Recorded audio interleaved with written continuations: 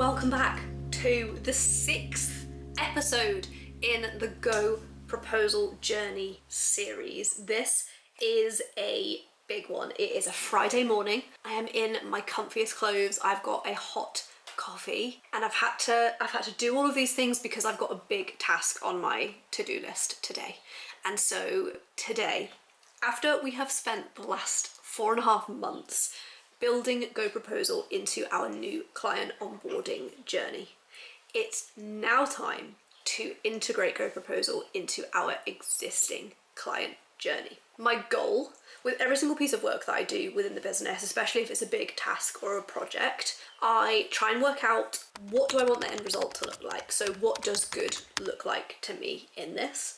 How can I tie my core values into this process as much as possible, but also what is the overarching purpose? And so the purpose of this task is to be able to get our most junior member of staff to price for our most complex client.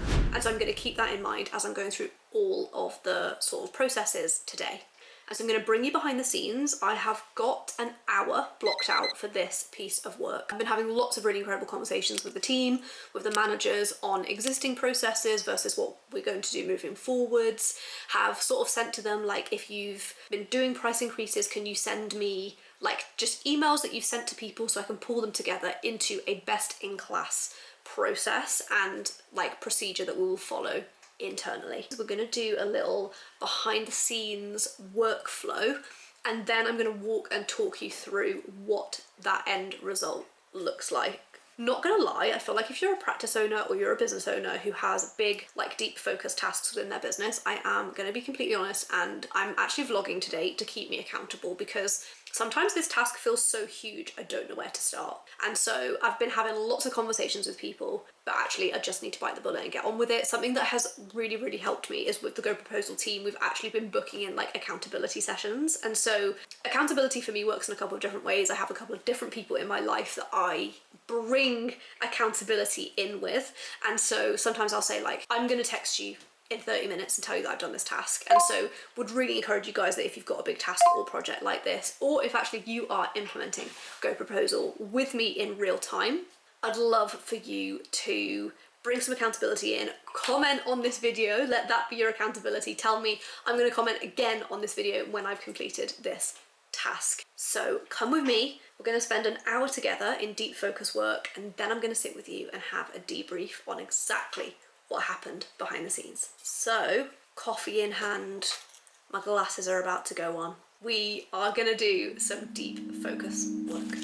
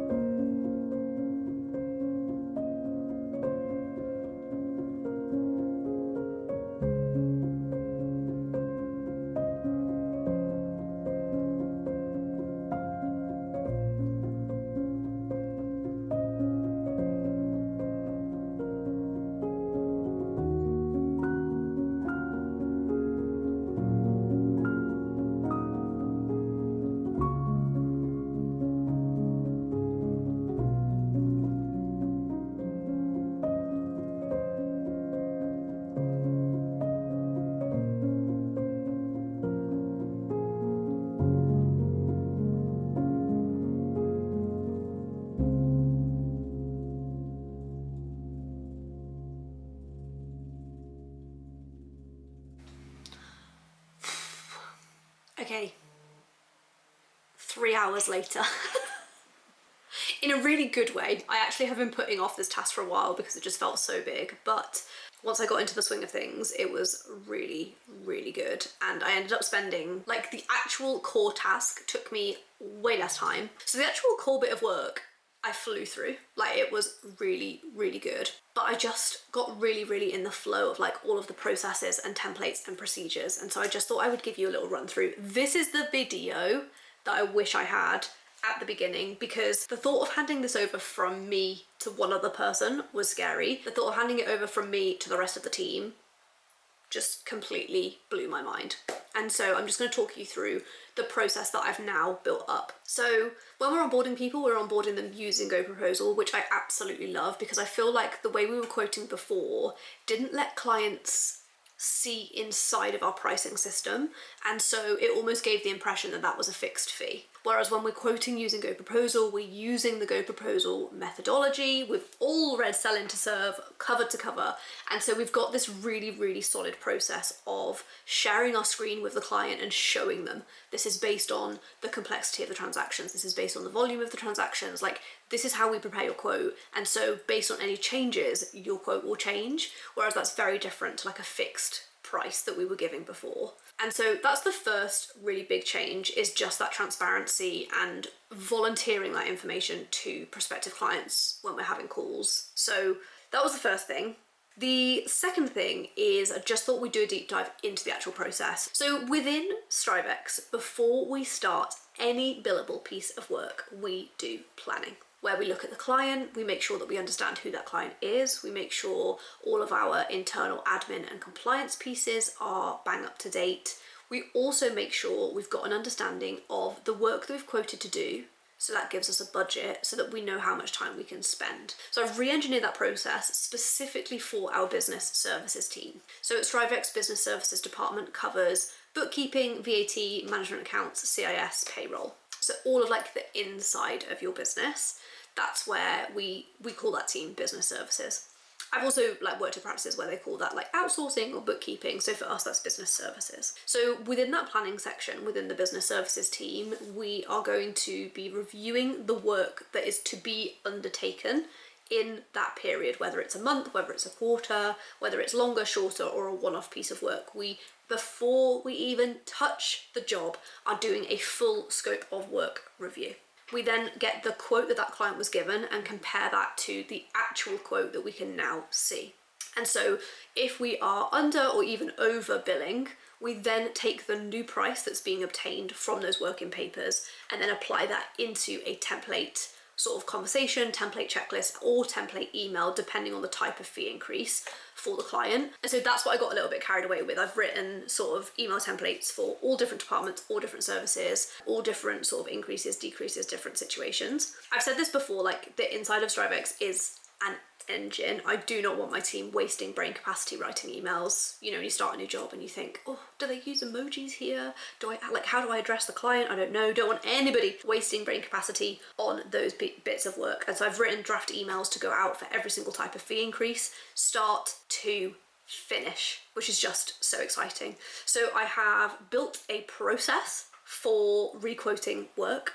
I've built template correspondence, template like meeting checklists if we need to have a meeting with the client, email templates if we're just going to email the client, all of the way through to actually how can we, even through email and correspondence, show the client this is based on science, not gut feel. So actually letting them see inside our pricing tool to give them full transparency. I'm really excited. I'm going to set an accountability piece for myself because accountability is super important. I'm going to diarise to, in 3 months' time, come back and make another video to let you know what has happened with different team members completing this piece of work. So do they like it? Do they not like it? And I actually said this early on in one of the first or second episodes of this series, which was I always thought that by me being the only person that did it saved everybody else from doing it, whereas actually what it was doing is making them scared of pricing or like not feel like I trusted them to. And so I'm really excited to see what is gonna happen as a result of like giving them that power back as employees and letting them like own